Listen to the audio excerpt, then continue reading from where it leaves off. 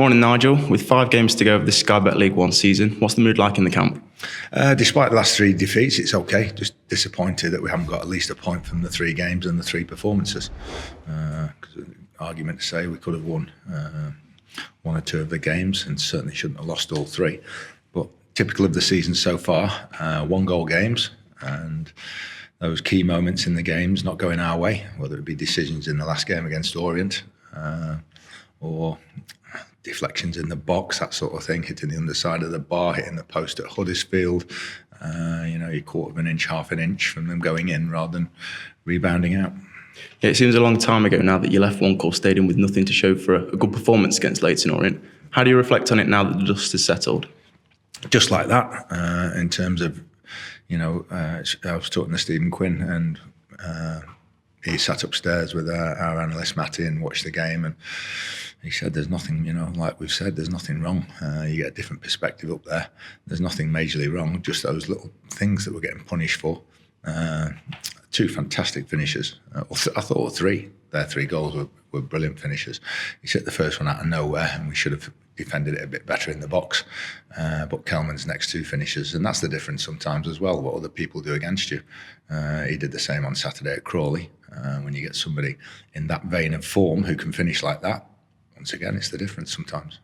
You said after the Orient match that some of your players who've played a lot of football recently could probably do with a 10-day break. Are you expect to take a rejuvenated squad to Rotherham? Yeah, I think physically we've been generally okay. There's a couple looked tired against Orient, certainly.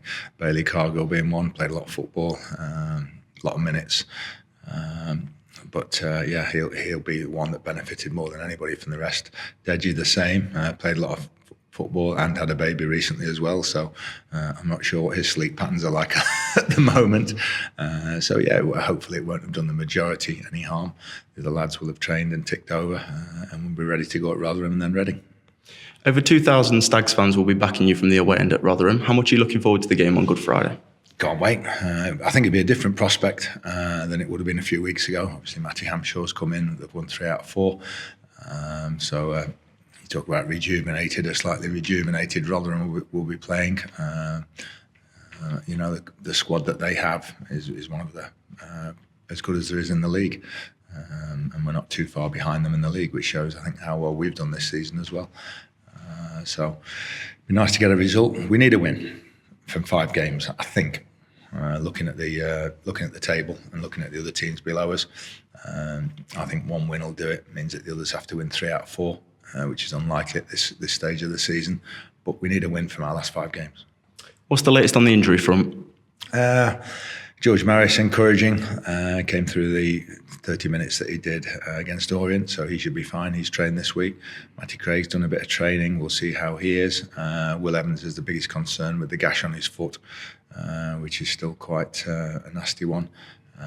So he'll be the biggest out for Friday.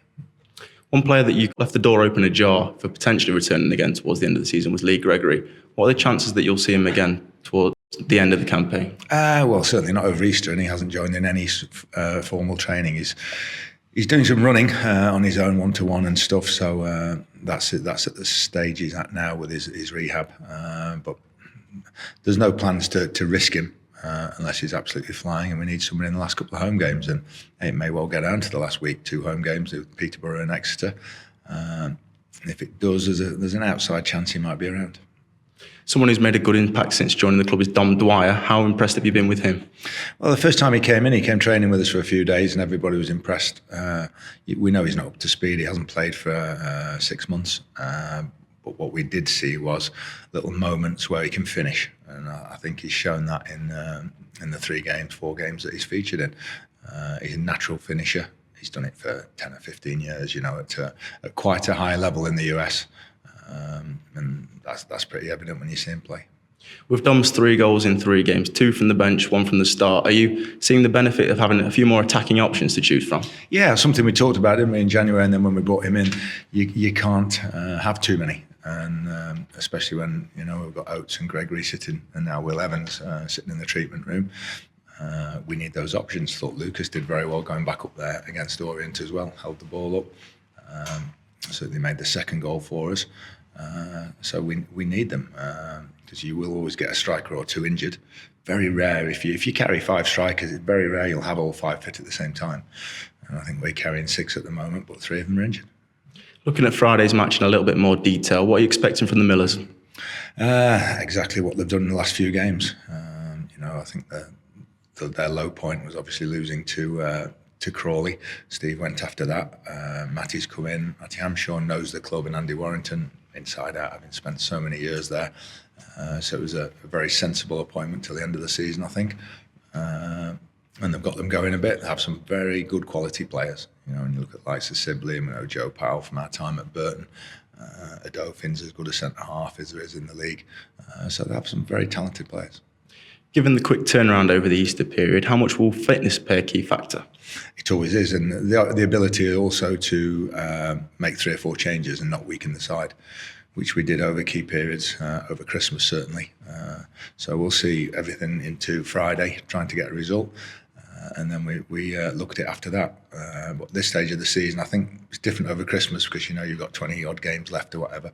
When you've only got 5 games left, it doesn't matter. Everything's out the window in terms of everything on Friday for the game, and then we look at it again for Monday. And if it's everything again, it's everything the same team if that's the right one. And finally, without wishing to look too far ahead to next season, it's important to remind supporters that there won't be a trip to Portugal this summer. No, I think we're in the process of just planning pre-season now, but we had a brilliant few days there last pre-season. The only thing the lads moaned about was that it being too warm, which is unusual. So I'm not sure where we'll be going for a few days yet, but I don't think we'll be heading out there. Thank you.